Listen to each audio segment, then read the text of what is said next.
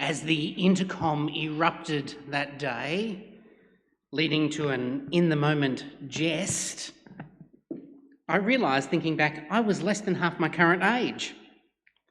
And at that I go, wow, for some people, I realised 3 decades ago, it seems like barely the day before yesterday, whereas for others of us, 1993 sounds like prehistory. But this was in 1993. I believe I've shared this once before.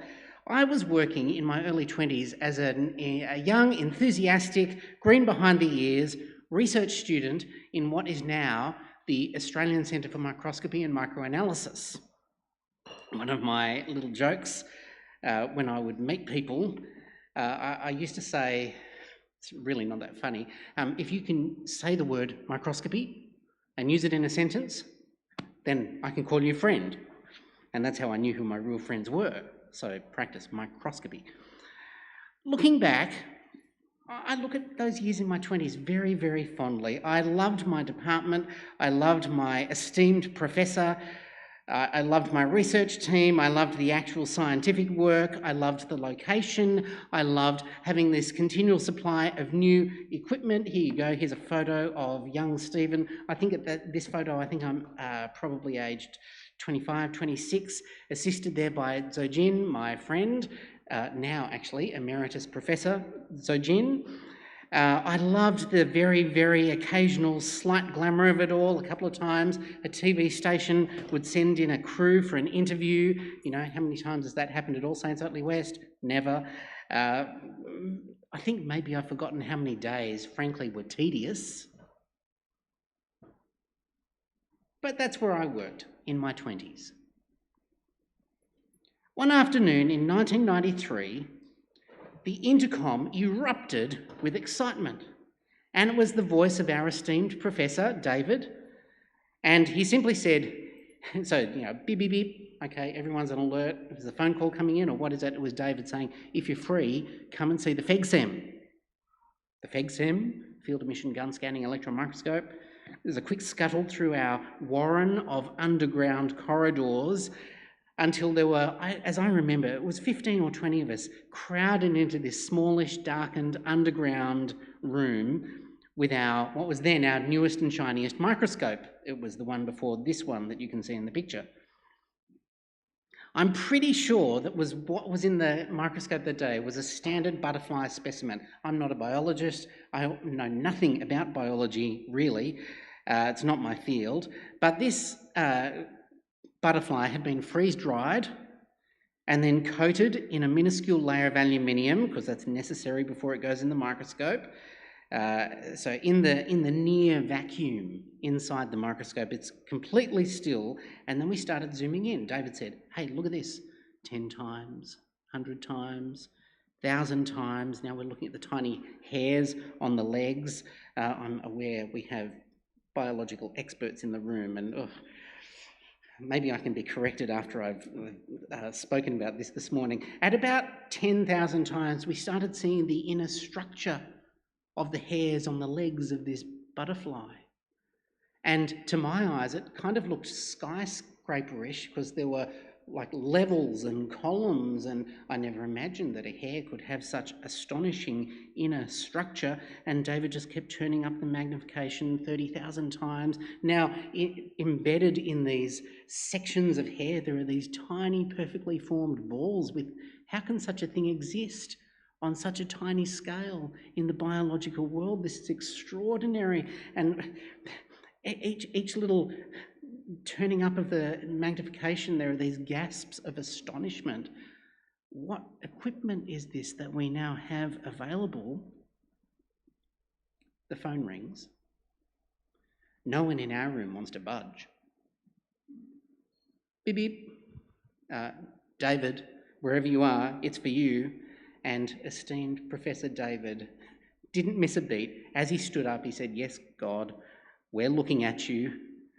And in the 1990s, in a scientific lab, there's a kind of a guffaw at his in-the-moment wit.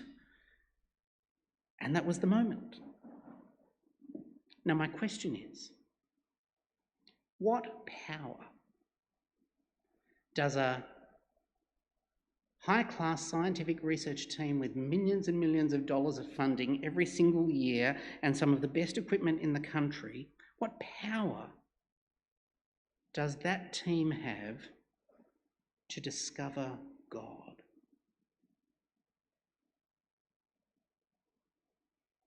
I loved working in the sciences. But what were we ever able to discover when it comes to true knowledge of God? Sure, we could daydream about God, we could hypothesize about God. But whether we assume that God is somehow like us or we assume that God is somehow unlike us, unless and until God graciously and truthfully makes himself known in some form or some speech that we can readily understand, then even in this kind of classy place like that, we're just bumbling around in the darkness like everybody else. Do you see it? By ourselves, we have so little power to explore and discover God, unless or until he wonderfully, graciously, truthfully, powerfully, self-authenticatingly chooses to reveal himself to us. At our very, very best, we are so finite. We are so limited. Even our very classiest knowledge is so partial. And what's more, we have fallen and hence spiritually blind. And so no one you know has the capacity to work out from first principles who God truly is, let alone what he desires in us or what he requires of us and what his game plan is, unless boldly, graciously, self-authenticatingly and gloriously he chooses to make himself known. Now, there's a little sidebar here. Why, when we talk about God, do we use male pronouns? Strictly speaking, God is neither male nor female. Both male and female, both sexes are equally together made in his image. So why do we use male pronouns? The answer is that as God does make himself known, the vast majority of the time he chooses male pronouns. He could have chosen something different, but that's not what he chose. And so we relate to him in the end as Father. And it's way above my pay grade or yours to suggest anything different. That's why we don't mispronoun God. So here we are, we're launching back into John's Gospel together, restarting a series that we were in March, April, May, June. As we approach Christmas, I'm hoping that we will love delving more into the wonder and the mystery of who Jesus is and what he came to achieve. I'm hoping this will boost our confidence and our courage and our love of Jesus himself and for those who don't know him. I'm also hoping this might help stimulate unhurried, united prayerfulness together, that repeated prayer that maybe you recognise. I've been praying, "Oh Lord, make us a deeply praying church." Back in March, we set aside 4 Sundays to explore this incredible prologue. At the time I called it the foyer into John's Gospel. And of course, the sermon videos are all online. It's an incredibly tightly crafted opening 18 verses. And as our fresh launch pad or our fresh on-ramp today, okay, one single sermon, hopefully standing back a little bit to gaze at the bigger picture. If you were here in March, you may recall I said that someone has described John's Gospel as a pool in which a child may wade and an elephant may swim.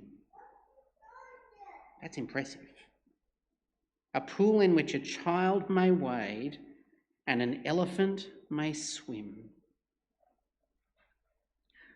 John, the apostle, makes this gutsy move as he starts writing. He begins his storyline by reaching way back into pre-eternity, even before created time began, with a glimpse into the river of divine life.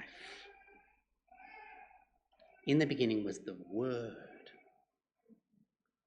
and the Word was with God, and the Word was God. He was with God in the beginning.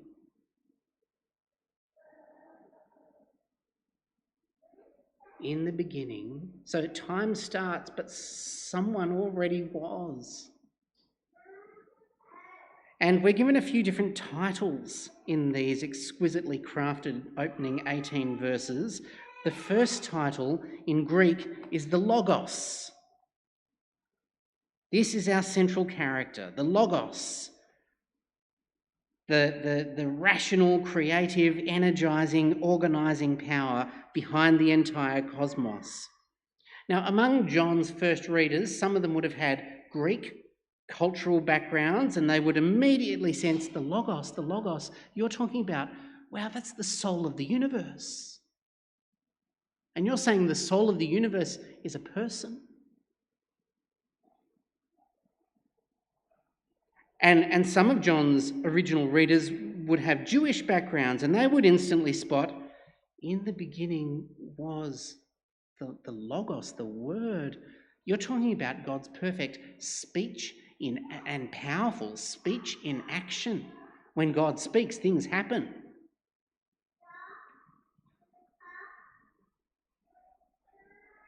In the beginning was the Logos, and the Word was with God. The Logos was with God, and the word Logos was God.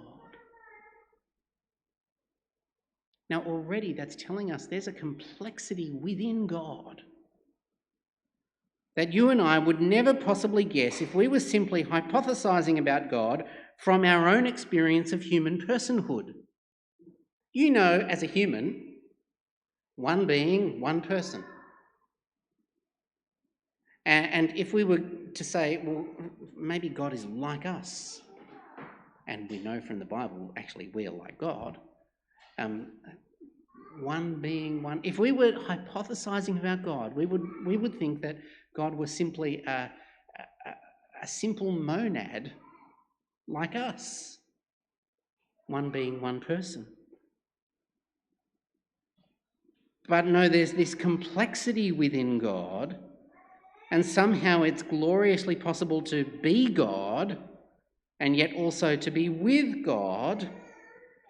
It's a complexity previously hinted in the Old Testament, but otherwise previously unimagined without sliding into polytheism.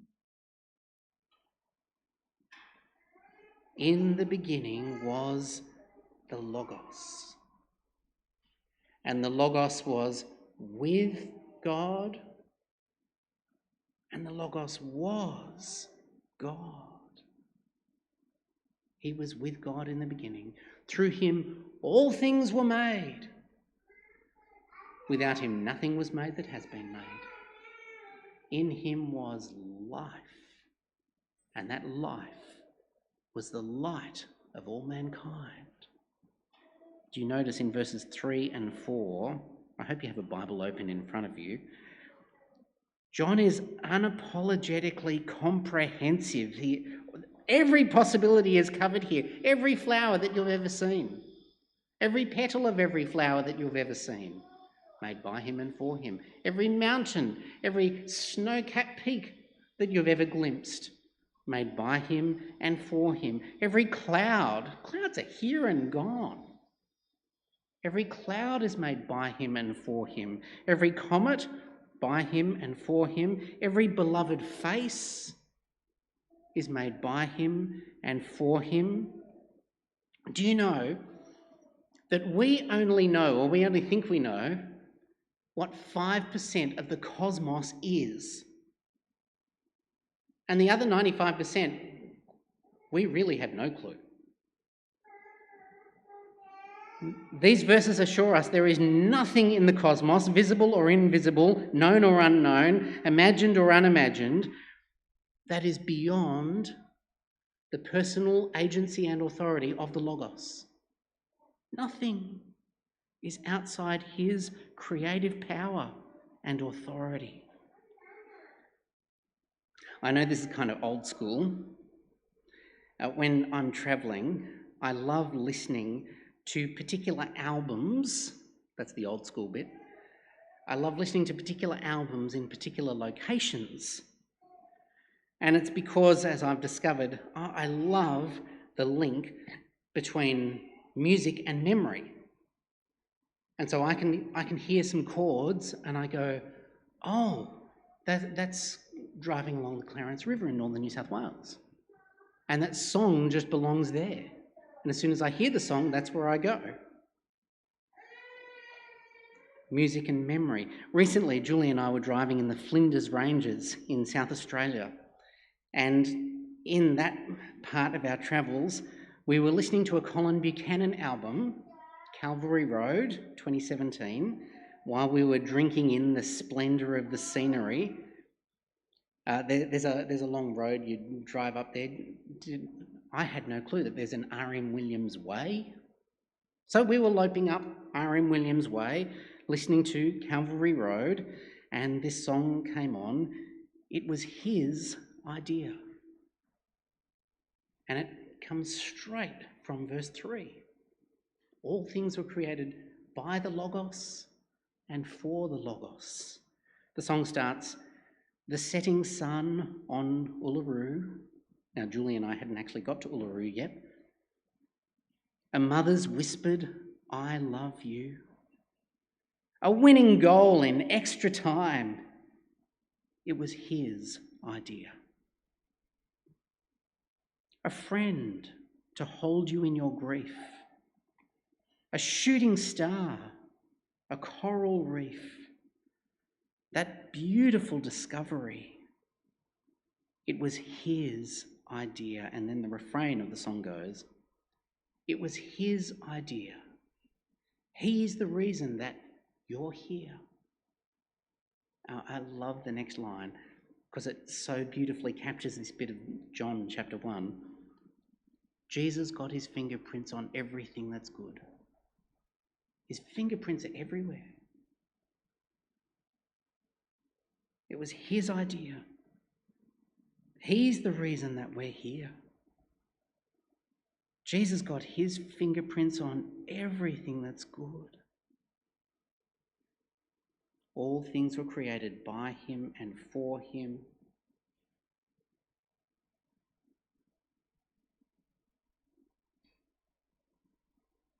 All possibilities covered. I should also point out in verse 5, there's a major plot clue.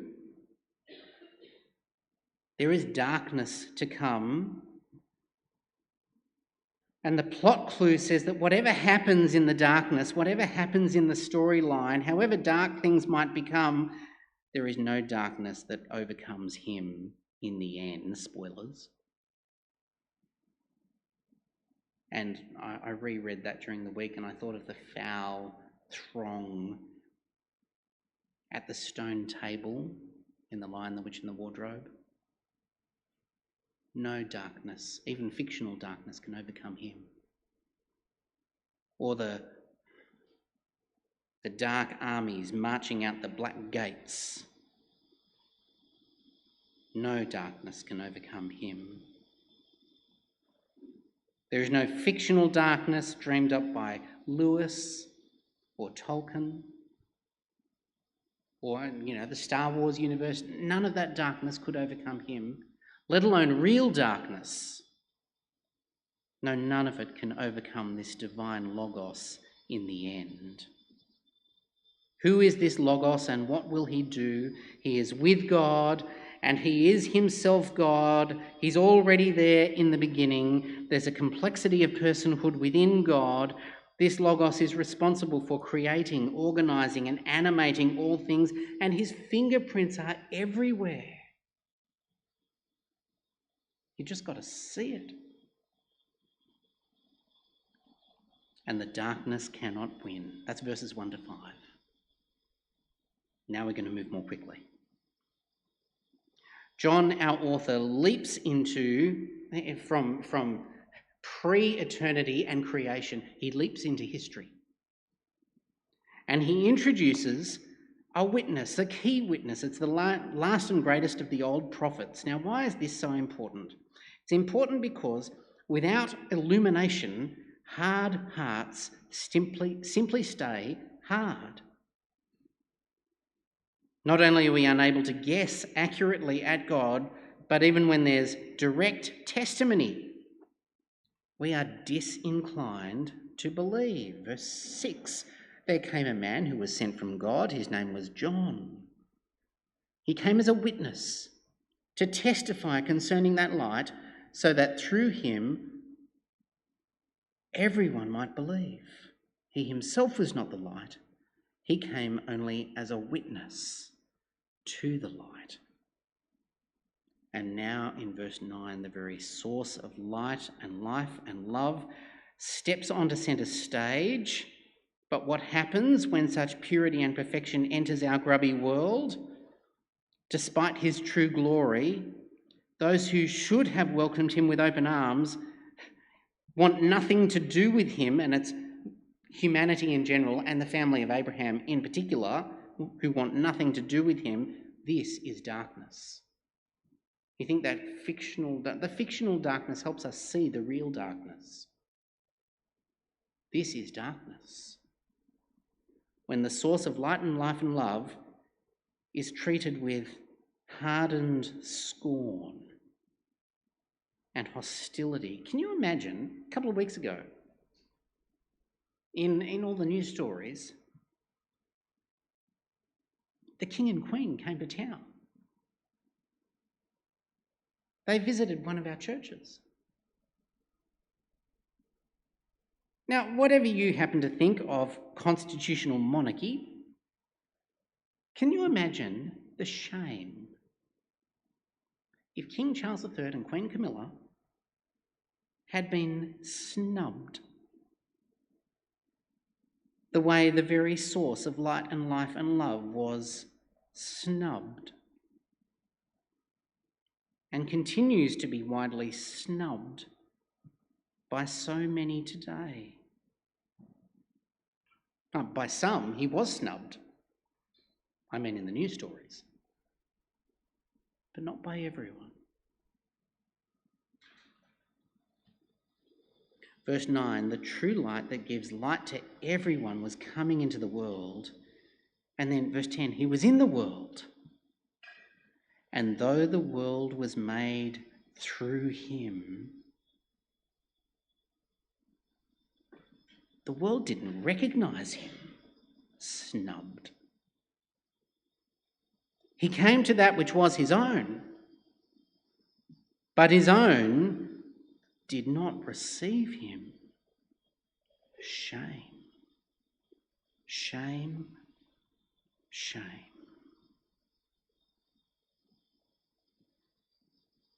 So why did he bother?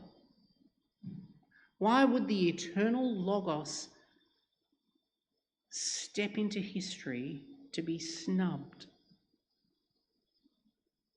Because, verses 12 and 13, for all who believe, for all who receive him, he brings such incredible blessing. And this is the very centre of the passage. If you look at verses 12 and 13, for those of us who believe, what do we get to be? Do we get to become subjects? Actually, we already are subjects. Do we get to become students? For all who believed in his name, they got to become students of the best teacher there is. That's not what it says. Do we get to become favourite customers with a customer loyalty card? It's not what it says. Do we get to become card-carrying members who now get to sit up in the members' stand, maybe invite a friend along? Is that what we get to become for all who believed him, who received him and believed in his name? No, and actually it's even better than becoming a friend of God like Abraham or Moses. Verse 12, to all who received him, to those who did believe in his name, he gave the right to become children of God. Children born not of natural descent, nor of fleshly decision or a husband's will, but born of God. This is the central and highest blessing offered in this gospel, and there's no detail yet as to how will that possibly happen. You've got to read the story to find that out. But this is the central and highest blessing. As I highlighted back in March, if you join a family, permanently, whether by marriage or by adoption, and this is picturing adoption in particular, when you join a family permanently, that's a huge, huge thing, both for the individual and for the family. It's a huge thing. And this is the central blessing offered. You get to join the family. You get to be a child among all the children of God. And in fact, to qualify for heaven, this is the powerful and radical new birth that Jesus alone brings.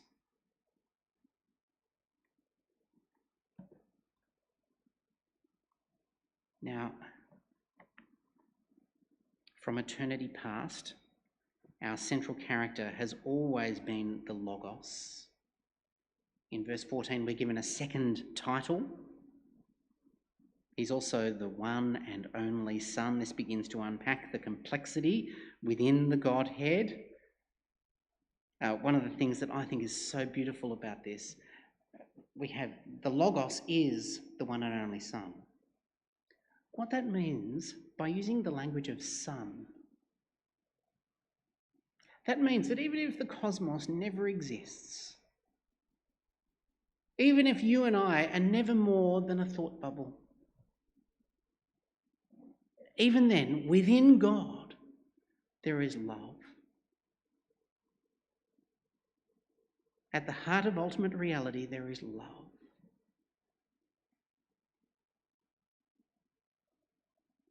Miracle of miracles, that love overflows, and this one and only Son takes on human flesh, noble, frail, vulnerable, killable flesh. I think John could hardly be more blunt about it. He says, this Logos arrives in the creation that he made as one of us. Verse 14, the Word became flesh and made his dwelling among us. Very literally, he pitched his tent among us. We have seen his glory, says John. The glory of the one and only Son who came from the Father, now we get actually a title for God the Father. Wouldn't have guessed that without this being revealed. The glory of the one and only Son who came from the Father, full of grace and truth into our darkness. Yes, he brings grace that saves and truth that reveals. John then assures us this may feel sometimes too good to be true, but it's far from being a fairy story or far from what's it often derided now as magical thinking. He arrives in humility, but he's supreme. He's supreme over the old prophets. He's supreme over the old covenant. He's supreme in the grace and truth that he alone reveals, plus there's a third title revealed, Christ. Jesus the Christ. He is supreme. Verse 15, John testifies concerning him. He cries out saying, "This was he of whom I said, he who comes after me has surpassed me because he was before me." So this is the greatest of all the old prophets, and Jesus is greater. Verse 16, what he brings is greater than the old covenant. From his fullness, we have all received grace upon grace. And in fact, what he reveals is supreme. The law was given through Moses. Grace and truth came through Jesus Christ. And the title there, Christ, means, well, actually, one of the snappiest summaries that I've ever heard of what is the Christian faith all about, all you've got to do is remember two words, and they're two very easy words to remember. I won't ask you to put up your hands if you can remember this, but Jesus and Christ. Pretty easy to remember. Jesus means rescuer. Christ, the title, means ruler, anointed ruler. What did he come to do? What did he come to be? Rescuer and ruler.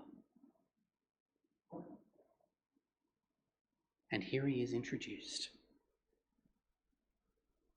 And all of that brings us to the climax of the passage, climax of the prologue. Could we ever have guessed? Could we ever have hypothesised? Could we ever possibly have discovered this all by ourselves? Not a hope.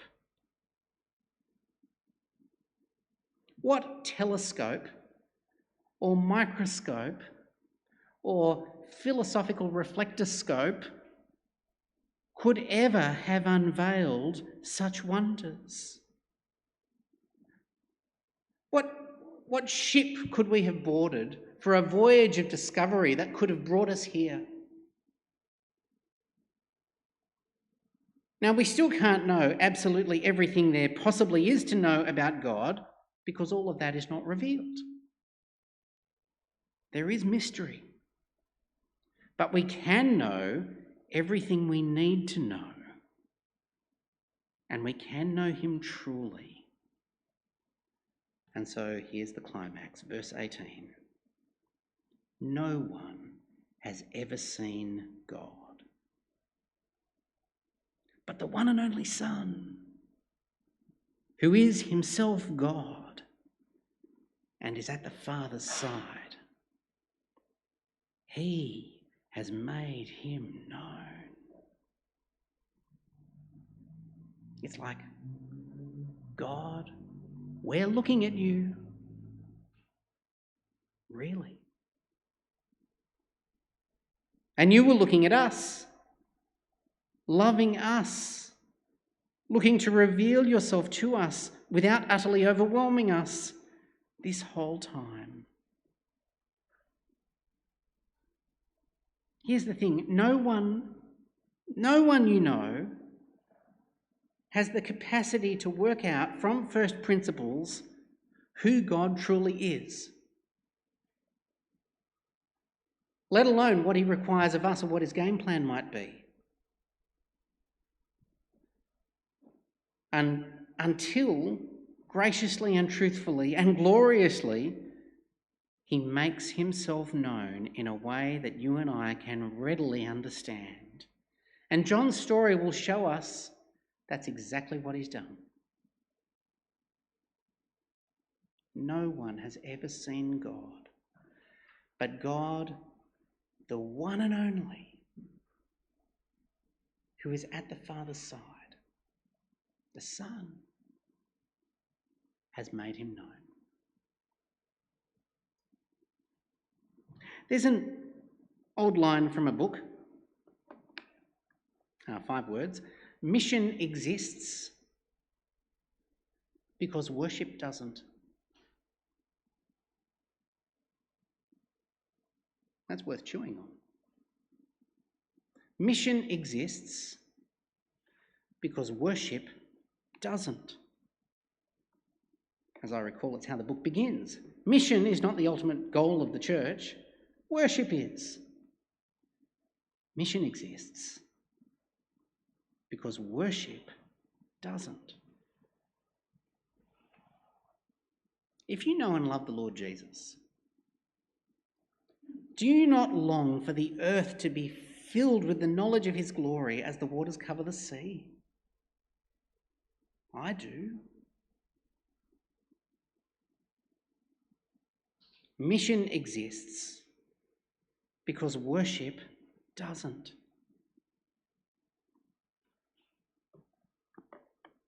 So on Monday, I found this sweet YouTube video created by a fellow believer who's part of a church community in Gungahlin, northern Canberra. In the video, you'll spot their local pond, and it's a video using Colin's song. So yes, it might put me in the Flinders Ranges, but maybe it'll help put you somewhere else. I gained permission from Simeon, the video creator, and here it is. It was his idea.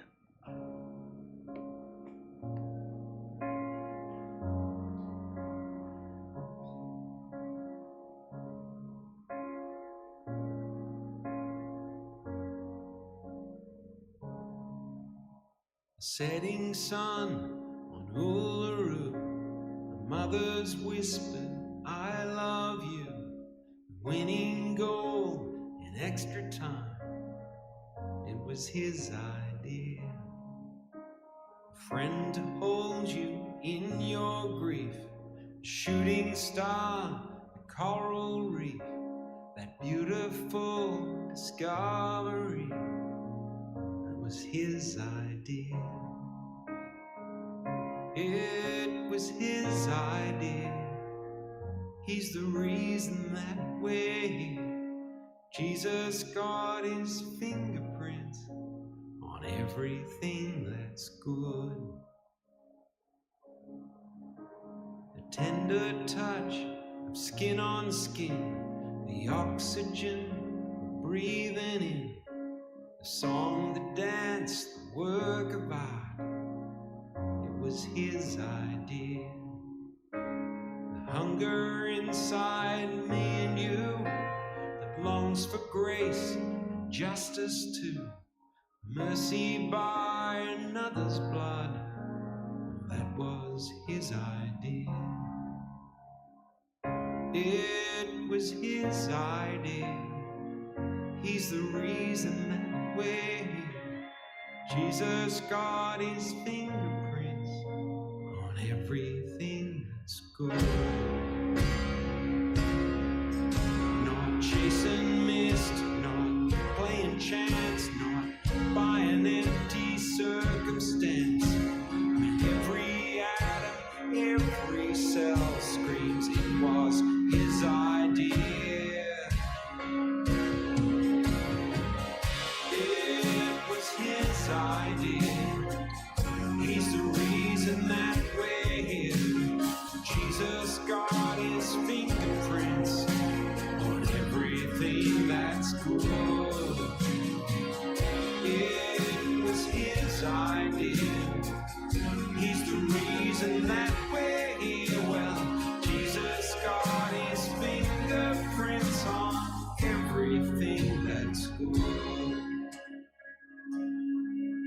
You say we're made, we live, we die. There is no truth, God's a lie. One day every tongue will cry. It was his idea.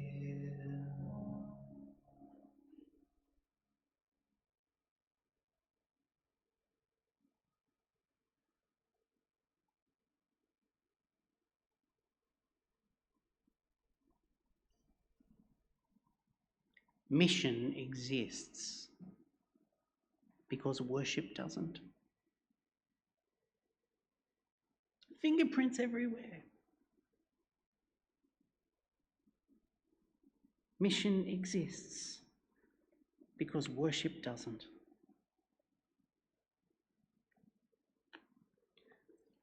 So who will you pray might meet Jesus?